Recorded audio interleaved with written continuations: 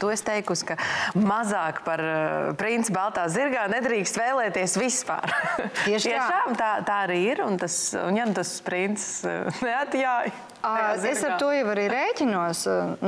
Taču tad, kad princis guļ augšā tajā zārkā, ja nemaldos, tur ledus kalnā, tur taču visādi tie precinieki, Nāk. Tieši tik tālu, cik tajā ledus kalnā viņi paceļas, tik tālu tās attiecības arī tur var būt. Kur ir problēma? Tātad vienam tu pamiegs ar aci, jo tas īstais tā pamodināt, jau tev var tikai tas, kurš tiks kalnu galā. Bet tas īstais, kā viņu atpazīt, lai nepaiet viņu nevar neatpazīt. Tas ir tas, kurš tev pamodina no zārka.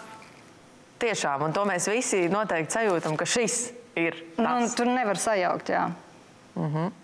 Ja katrs pamodina tevi, kaut kādā versijā... jo var jau modināt viens, otrs, un tu visu laiku domā, nē, tur vēl būs kaut kur. Nē, tur ir tā, ka katrs, kas ar tevi nav nejaušās attiecībās, pilnīgi noteikti ir cilvēks, ar kuru viņš uz to periodu ir īstais. Vienkārši viņi ar katru brīdi kļūst īstāk. Jo tu vairāk caur attiecībām sevi iepazīst, jo tu vienkārši esi atvērtāk, pilnākam spektram, un tev pretī būs cilvēks arī ar šo atvērto pilno spektru.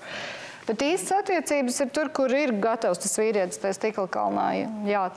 Visu raidījumu skaties Lat Telekom televīzijā 360 TV un aplikācijā Shortcut.